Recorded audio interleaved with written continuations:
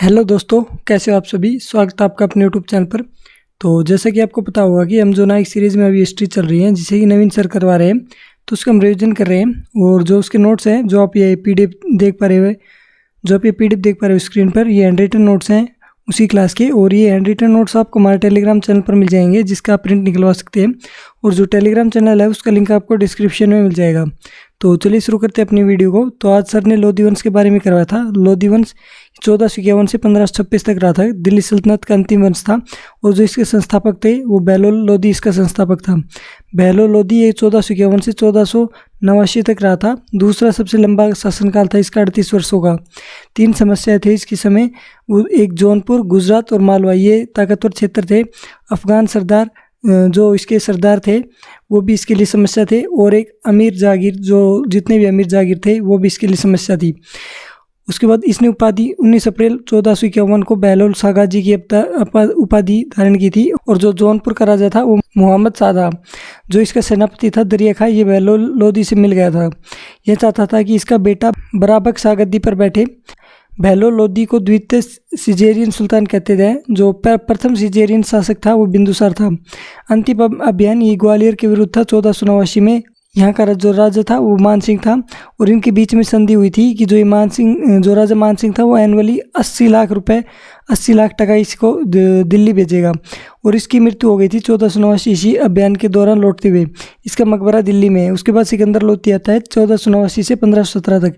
इसका जो अन्य नाम था वो नजीम खान था। इसका जो चाचा था उसका नाम था आलम खां लोधी, जो कि रपड़ी छोड़कर गुजरात भाग गया था। इसका भतीजा था वो आजम हुमायूं था, जिससे कि इसने काल पे छीन लिया था। और जो इसका बड़ा भाई था बारबक शाह, इसके पास जौनपुर था।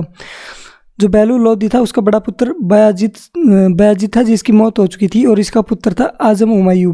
दूसरा पुत्र था इसका बारबक शाह। तीसरा पुत्र था सिकंदर लोधी। सरदारों की समर्थन मिला और सिकंदर लोधी है वो राजा बना था। 1 वर्ष का समय लगा था इन सबको हराने में, जो इसके चाचा थे, भतीजा और जो बड़ा भाई था, इसे हराने में। और बंगाल का जो शासक था वो अलाउद्दीन हुसैन शाह था। ये बंगाल को नहीं जीत पाया था। जो सिकंदर लोधी है वो बंगाल को नहीं जीत पाया था। यह बहलोल का तीसरा पुत्र था। यह गुल रुखी शीर्षक से कविता लिखता था।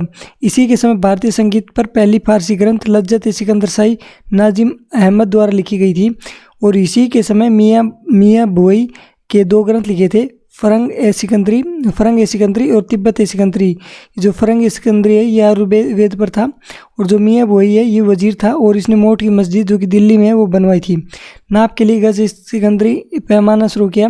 योग्य व्यक्तियों को आर्थिक सहायता देता था। और यह एक धर्मांत व्यक्ति था।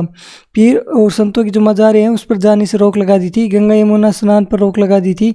मुहर्रम पर ताजिए निकालने बंद करवा दिए थे। गले की बीमारी के कारण इसकी मृत्यु हो जाती है। और इसका मकबरा लोधी गार्डन दिल्ली में है। और पहले जो इसका नाम था वो लेडी विलिंगडन पार्क था।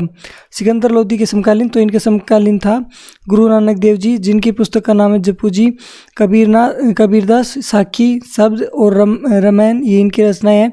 और रांगा संगा। इसने 1504 में आगरा की स्थापना की। और यहाँ पर फोर्ट बनवाया था बादलगढ़ का किला। इसने 1506 में आगरा को राजधानी बनाया था। उसके बाद इब्राहिम लोधी आता है 1517 से 1526। इसने ग्वालियर को जीता था। और जो इसका युद्ध हुआ था वो विक्रमजीत के खिलाफ हुआ था। सिकंदर लोधी, ये जो इब्राहिम लोधी है उसका बड़ा बेटा था। और जो जलाल खां है वो छोटा बेटा था। जो इब्राहिम लोधी है उसे दिल्ली मिला था और जलाल खां को जौनपुर मिला था। तो जब ये जौनपुर जा रहा था जलाल खां, तो जो इब्राहिम लोधी है उसने इसे वापस बुलाया, इसके साथ युद्ध किया और इसे हराकर जहर दे दिया था। इसी समय जो बिहार का शासक था बहार खां लोधी, वो अपने आप को स्वतंत्र घोषित कर देता है। तो पंजाब का जो दौलत खां लोधी है उसे बुलाता है और इसे युद्ध के लिए भेजता है। जो इसका चाचा था वो था आलम खां लोधी। और बाद में जो दौलत खां लोधी और आलम खां लोधी है ये संगठन बनाते हैं और बाबर को इनवाइट करते हैं। जो खतौली युद्ध है 1518 से 19 में लड़ा था इब्राहिम लोधी और राणा सांगा के बीच में। और इसमें राणा सांगा की जीत होती है। पानीपत का प्रथम युद्ध ये 21 अप्रैल 1526 को हुआ था। ये इब्राहिम लोधी और बाबर के बीच में। और इसमें बाबर जीतता है। और जो इब्राहिम लोधी, इसका मकबरा पानीपत में है। और युद्ध भूमि में मारा जाने वाला दिल्ली सल्तनत का एकमात्र राजा था ये। और यहाँ पर दिल्ली सल्तनत का खात्मा हो जाता है। तो ये आज का लेक्चर था जो कि मैंने आपको कंप्लीट रिवाइज करवा दिया है। वीडियो आपको कैसी लगी कमेंट बॉक्स में जरूर बताइए। पीडीएफ आपको हमारे टेलीग्राम चैनल पर मिल जाएगी। और टेलीग्राम चैनल का लिंक आपको डिस्क्रिप्शन में मिल जाएगा। तो इस वीडियो में इतना, मिलते हैं आपसे अगली वीडियो में। तब तक के लिए धन्यवाद।